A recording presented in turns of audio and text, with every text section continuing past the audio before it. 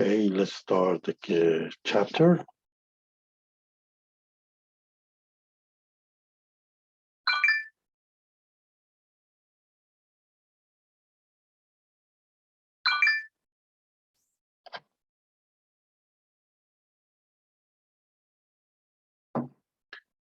Okay, today we will be talking about chapter 7, entrepreneurship, one of the most interesting subject in the business because overall entrepreneurship, in order to do well in entrepreneurship, you have to have a good understanding of operations, supply chain management, accounting, and technology, finance, all these things in order for you to manage a business.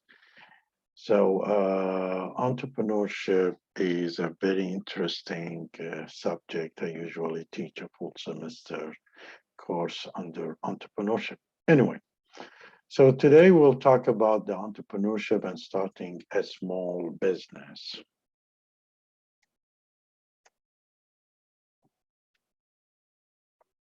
Now, what we're going to do is basically we will be talking about explaining why people are willing to become entrepreneurs and describe the attribute of successful entrepreneurs. Discuss the importance of a small business to the Canadian economy, summarize ways to learn how small businesses operate, analyze what it takes to start and run a small business, outline the advantage and the disadvantage that small businesses have in entering a global market. By the way, in the end of this chapter, we'll talk about business plan, which is part of your second assignment by end of the semester. The age of the entrepreneur. Entrepreneurship, accepting the challenge of starting and running a business. This is what it's all about. Small business and entrepreneurship differ in the following ways usually. It's the amount of the wealth creation, speed of wealth creation, level of risk that you take in, and if there is an innovation in it, level of innovation, degrees of innovation. So why people take the entrepreneurship challenge?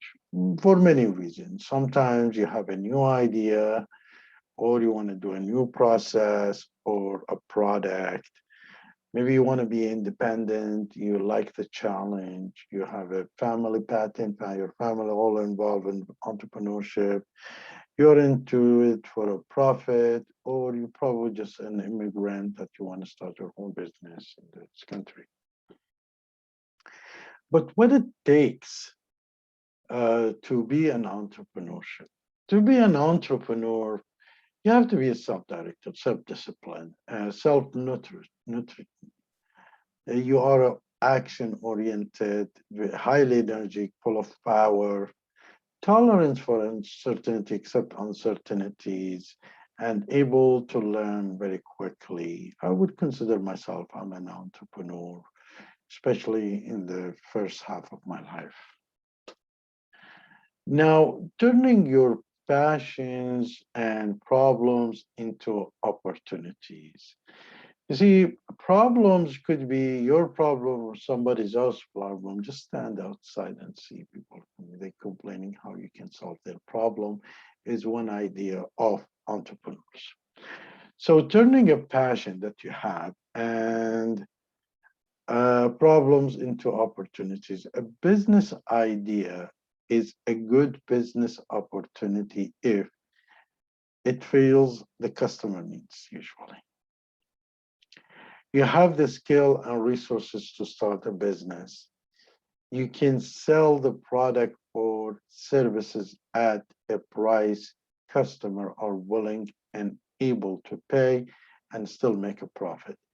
Now you have the skill and the resource to start a business. That doesn't mean you own it. You can have an access to it. Entrepreneurs don't believe, they don't do a lot of, owning things, they look at the access to these resources as a part of it. You can get your product or a service to the customers before your windows of opportunity close or before the competitors with a similar solution beat you to the marketplace. That's one of the things you can do. So you have to be one step ahead of competition. And you can keep the business going on. Small and medium-sized entrepreneurs, or SME. We will call it SME, which is a small and medium-sized entrepreneur. There is significant female entrepreneurs. But SME refers to all business with less than 500 employees. The reason why female became entrepreneurs, they might for a financial need, lack of promotion opportunities. We know that, problem. They're probably working in a place full of, they don't get promoted easily. Women returning to workforce, family and personal responsibilities. They want to take care of their families. Public awareness of women in business. They feel like they are just like other women. They can take over businesses, which is they should. Part-time occupation. They might want to do some part-time occupation and high rate. There is a high rate, by the way, of success for women in the entrepreneurship. Now, when we look in an entrepreneurial teams, an entrepreneurial team is a group of experienced people from a different area of business who join together to form a managerial team with the skill needed to develop, make, and market a new product. So you and your friends, each one has a different skills. You get together and you become an entrepreneurial team. Represent establishing a business or a service or a product, something like that. So it's a group, and usually bankers, investors, they like these options very well. So these are the things that you might want to do that. It's combine a creative skills with the production and marketing skills right from the start, can ensure more cooperation and coordination among functions because each one has different skills and can cooperate also. There is what you call a micropreneur and home-based businesses. A micro enterprise is a small defined as having 1 to 4 employees. And you see these sometimes in a garage, in a coffee shop or something. And then what you have, a micropreneur. It's a small business owners with a fewer than 5 employees who are willing to accept the risk of starting and managing the type of businesses that remain small. They're not planning to go big. Let them do the kind of work they want to do, for example, and offer them a balance of lifestyle, maybe. Reason for home-based business. Reason for home-based business, you might maybe because of the computer technology, internet, good PCs. There is a corporate downsizing. There is COVID with the situation, social and change attitude, and challenges, which is includes, as we said, the COVID today. Getting a new customers, managing time, keeping work and family staff separated, abiding by a city ordinance, and managing the skills or the risk. I'm sorry. Home-based potential home-based businesses. Things that an entrepreneur can get into it, and you see lots of them in the market, things like home renovation services, window services, floor services, different pet product services. You can see there is a catering, cleaning, sales and services, e-commerce, we see the swing and alteration, and other in-home beauty services. These are all home-based businesses. Then what we have is called web-based businesses. Web-based businesses being developed for the last 10, 15 years, which is web-based business offer more than merchandising found in the store. It is online spending is expected to reach 8% in 2000. It's increasing, and now it's a huge due to the pandemic. Then what you have, another type is called affiliated marketing. It is an online marketing strategy in which a business reward individual or other business affiliate for each customer to affiliate send to its website. So you create kind of a website, or you create connections, and your job is to take these people to go to the other website and they buy from it. That's affiliate. There's other kind where you have your own website, people comes in, buy from you, and you're buying it from supplier, and that's called a drop shipping. This is one of the easiest way to start a web-based business. Now, entrepreneurs within firms, there is, companies start realizing that entrepreneurs can sustain the business in the small, medium to large size companies. So they started creating a department for entrepreneurs. Entrepreneurs, they call it entrepreneur, which is a creative people who were entrepreneur within the corporation. The guy who discovered the stick notes, the within the 3M is an entrepreneur was. The idea is to use the company existing resources, human resources, financial, physical, to launch a new product or generate a new profit. Now, encouraging entrepreneurship, what can a government can do? And in Canada, they do a lot for encouraging entrepreneurship. First of all, it's easy to establish a company. But government usually can create business incubators, centers that provide a space, service, advices, and support to assist in new and growing businesses to become an established and successful. Usually the goals of incubators are produce successful companies, create jobs, retain business in the community or society, building and accelerating certain industries, and probably diversifying local economies also.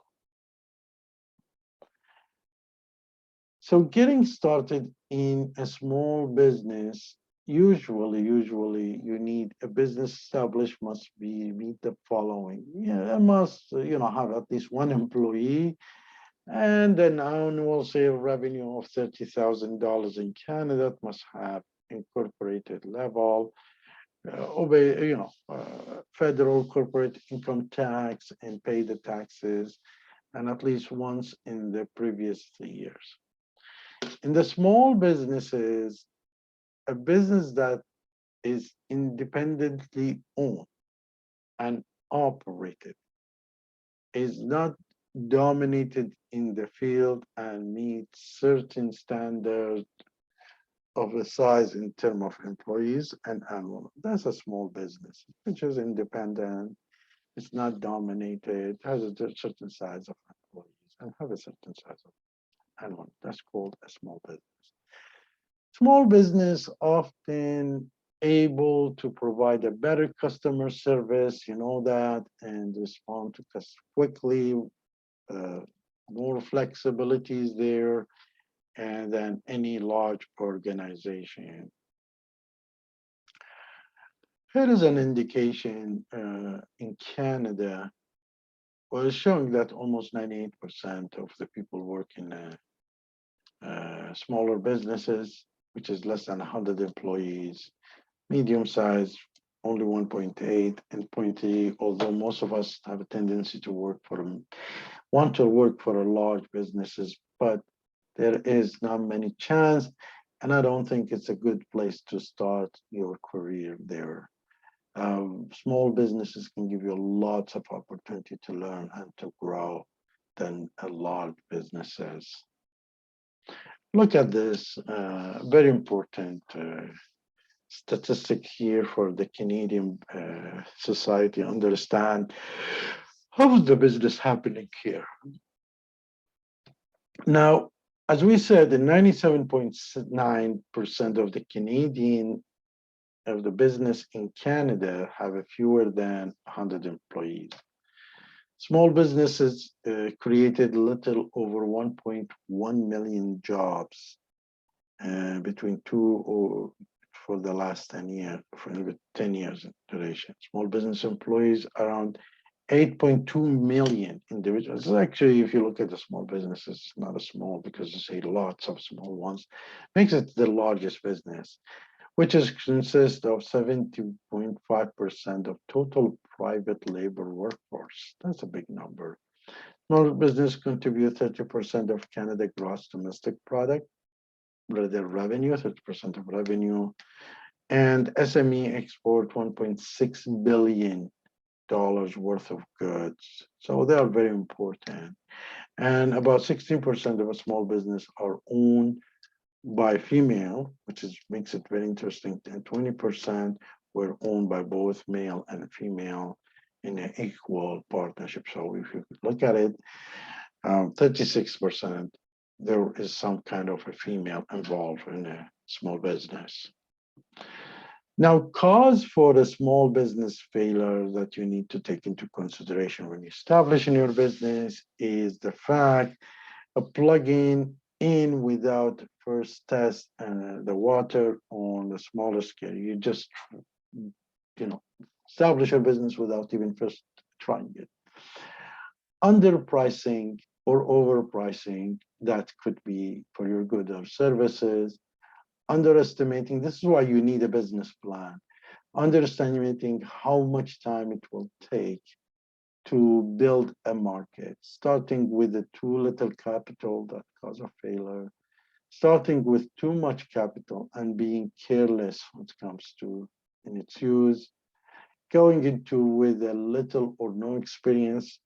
That's my suggestion, at least spend the first 3 to 5 years working for a company, learn from there and before you start your own business.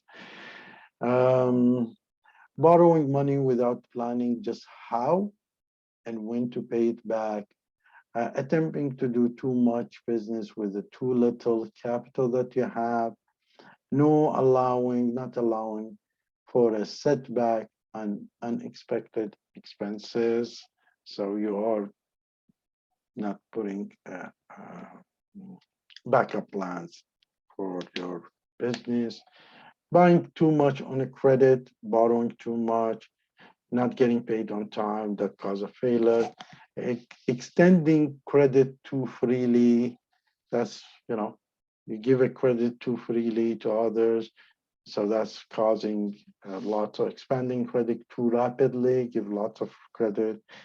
Failing to keep complete, accurate records so that the owner drift into a trouble without realizing. You're not keeping the good account books and you don't know if you're in the financial trouble or not. Carrying habit of personal overspending, extravagance into the business, not understanding the business cycle, sometimes goes to the recession, sometimes of the day is not doing good business, forgetting about taxes, insurance and other costs of doing business, and mistake the freedom of being in a business for oneself for the liberty to work or not. It takes more work for you to running your smaller business. You have to have a commitment for it. So it's a freedom, but it comes in with work. The more you put work, the more chance of surviving and profiting more. So here's the issue that you can be successful, make you successful in a business. Well, first of all, the customer requires a lot of personal attention, as in the beauty parlor. parlor. So you can pay lots of attention to them. The product is not easily made by mass production techniques. This is where you can be successful. Custom tailored cloths or customer auto body works. Sales are not large enough to appeal to a large firm. So if you're selling a small, like a novelty shops, a large business sells a franchise operation to local buyers, which is, don't forget, franchising as an excellent way to enter the world of small businesses also. The owner pay attention to a new competitors, and these are makes it cause of success. And the business is in a growth industries, not a declining, like computer service, housing in Ontario, for example, web designing, SEOs. So learning about a small business operation, there are several ways to get into your first business venture. First, learn from others. You could join a company and learn from them or other people. Get some experience. Buy an existing business, that's another option, so you can learn from them. Buy a franchise and inherit, take over a family business. These are learning about how there's, to get your first business ventures. These are options. But while you're doing an entrepreneurship or a small business, these are things that you need to keep into track to be successful and important. A business plan, planning your business. Finance plan, finance your business. Do you have a marketing plan, which is knowing your customers? Do you have a human resource development, managing your employees and keep record? Very important and account. As I said, entrepreneur or a small business needs to know about business, finance, marketing, human resource, accounting, operation, supply chain management. These are the disciplines that you need to understand it. So what's a business plan? Business plan is a detailed written statement that you're going to do end of the semester that describe the nature of the business, the target market, the advantage the business will have in a relation to competition, and the resources and the qualification of the owner. There is some links I'm going to put. It's about angel investors. They are private individuals who invest their money, their own money, in a potential hot and a new companies before they go public, for example. Then you have the venture capitalists, individual or companies that invest in a business in exchanging for partners. They buy share, basically. And crowdfunding, you go to the crowd and start collecting $10 from here, $100 from there, and you open a new business with their shares. And then you have the market, how we define a market. Market is a people with unsatisfied needs and wants who have both the resources and willing to buy also. In a business plan, which is you might gonna need it for getting a loan or partnering or having a suppliers helping you or a customer, you need a cover letter. You need to know the executive summary, what's in it. You have the company plan, you have a management team, you have a financial plan, prediction of income and expenses, capital required to operate, what's your marketing plan, where is the location, and if there is a manufacturing or services, plus any other information. You can put it as an appendixes there, or a backup for these information as an appendixes. Major challenges for small business prospects is difficulty to obtain finance. You don't have money, you cannot get more money. You don't have collaterals, you cannot get more collateral. May not know how to get started also. May not understand the cultural differences in a prospective market, different has different things. Maybe too much bureaucratic papers that they cannot go and manage it and do. This makes it difficult. Big businesses have a department to do these things. Overseas, the buyer enjoy dealing with the, that's the advantage that you overseas, the buyer enjoy dealing with individual rather than the large corporation. Can usually begin, or they can ship faster and meet the requirement. They may support a wide variety of suppliers. They can have good contact with them. They can often provide more personal services, customized services, and because they can help, meet the overseas and expand their business very quickly. So here in this chapter, entrepreneurs are motivated by challenges, family, patterns, profit, or maybe immigrants. A small business generates between 25 to 41% of Canada GDP, and employees almost 70% of Canada private labor force. You can learn about small business by working for someone else, buying in an existing business, buying a franchise, or taking over a family businesses.